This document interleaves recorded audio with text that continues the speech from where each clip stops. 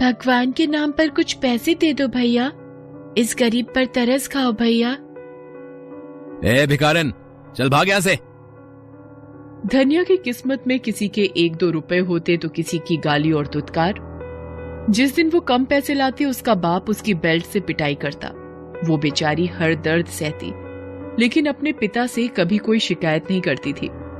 एक दिन धनिया को बहुत भूख लगी थी, तो उसने 5 रुपए के चने खरीदे, कुछ खुद खाए और कुछ अपने पिता के लिए रख लिए।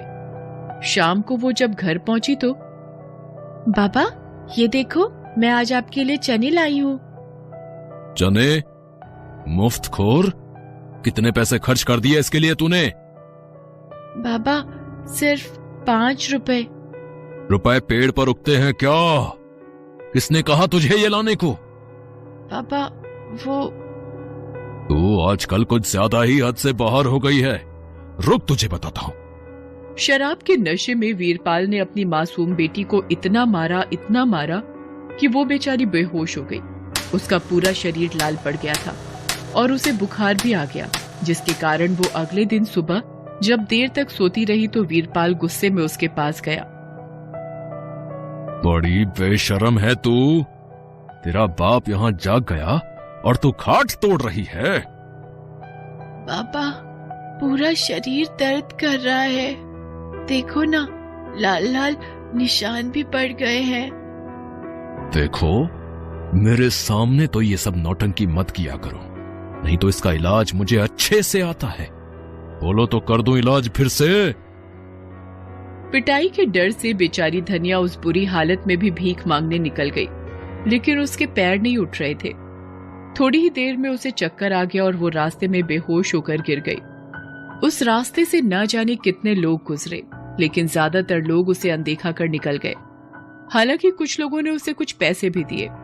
उन पैसों से वो बाप के लिए शराब खरीद कर ले गई। समय यूं ही बीतता रहा।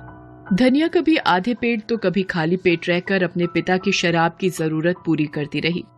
समय तेजी से बीत रहा था। धनिया की उम्र अब 17 साल की हो गई थी। अब वो अपनी माँ की तरह ही लोगों के घर जाकर झाड़ू पोछा किया करती। एक दिन जब वो दूसरे के यहाँ काम करने जा रही थी तो वीरपाल का मुंबई में रहने वाला दोस्त कुंवरपाल अपनी लंबी सी कार से उसके घर आया। वो धनिया को अजीब नजरों से घूर रहा था।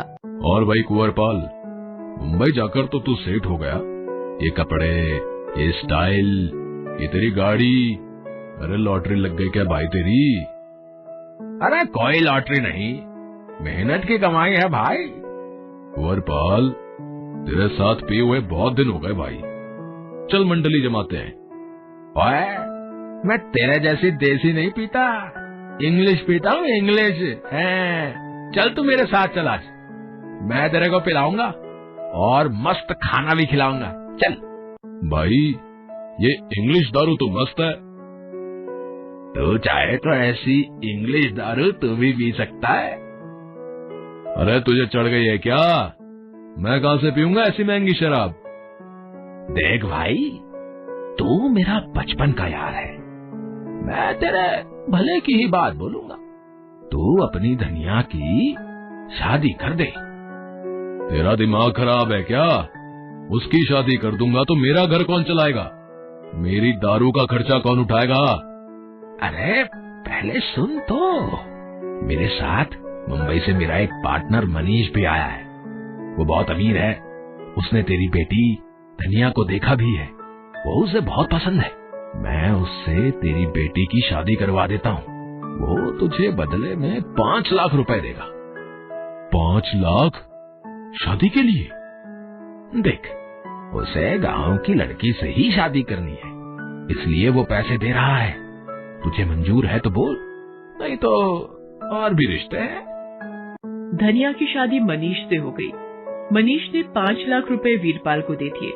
2 दिन बाद मनीष धनिया को ट्रेन से मुंबई लेकर चला गया।